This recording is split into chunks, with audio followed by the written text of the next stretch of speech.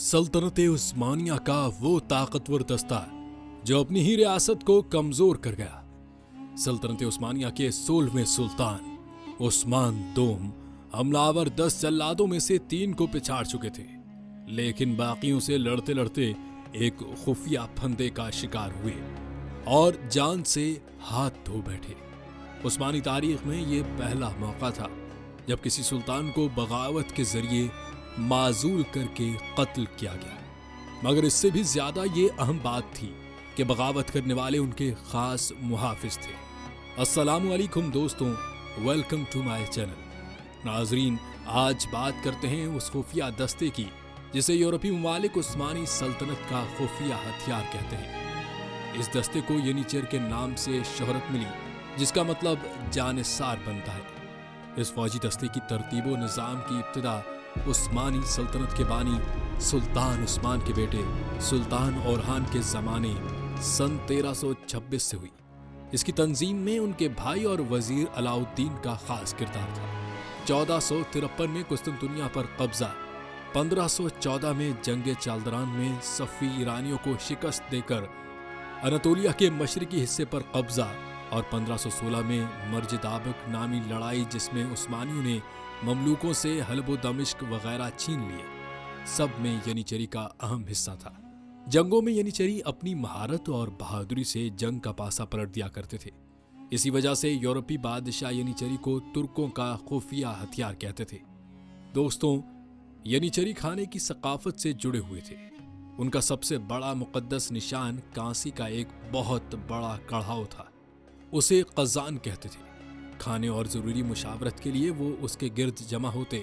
फौज के इस दस्ते के अफसरों के ओहदे के नाम शाही किचन के मुख्तलिफ शोबों से लिए गए थे, मसलन चोरबाजी बाशी, शोरबा बनाने वालों का अफसर, और आशची बाजी, खानसामाने आला। उन्हें सुल्तान के महल से काफ़ी मिकदार में खाना मिलता था, जैसे गोश्त का पुलाव, सूप और ज़ाफ़रान की खीर। रमज़ान के महीने में ये फौजी महल के बावर्ची खाने की तरफ एक कतार बनाते थे जिसे बकलावा जुलूस कहा जाता है। इसमें वो सुल्तान की तरफ से तोहफे के तौर पर मिठाइयाँ वसूल करते थे। सुल्तान से खाना कबूल करना यनीचरियों की वफादारी की अलामत था, ताहम उनका खाने की पेशकश मुस्तरद करना सुल्तान के लिए मुसीबत की आमद का इशारा था। अगर यनीचरी सुल्तान से खाना कबूल करने में हिचकिचाते तो ये बगावत के आगाज का इशारा था। यनीचरी शुरू में तीर अंदाजों का माहिर दस्ता था, लेकिन वक्त के साथ उनका फौज में इस्तेमाल बढ़ता गया।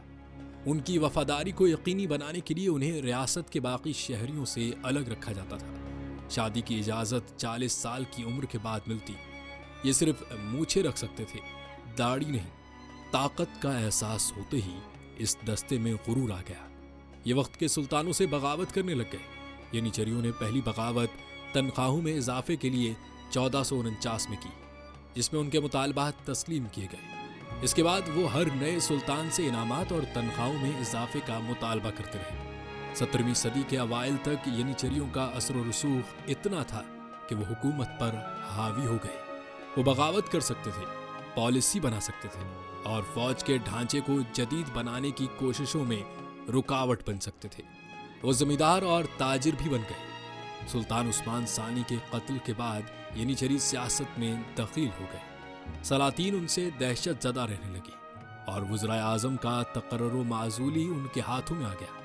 वो फितना पर्दाजों के आलयकार बन गए। एक बोस्नियाई सरब यनीचरी सोकोलो महमद पाशा तो वज़ीर आज़म भी बने, 3 सुल्तानों की खिदमत की और 14 साल से ज़ायद अरसे तक सल्तनत उस्मानिया के असल हुक्मरान रहे। आखिरकार उनसे तंग आकर सुल्तान महमद सानी ने उनकी बेहकनी का फैसला किया। अशकंजी नामी एक दस्ता तश्कील दिया गया, जिन्होंने यनीचरों की बेहकनी की। 1826 में एक मैदान में तोपखाने में आग लगने से 4000 यनीचर मारे गए।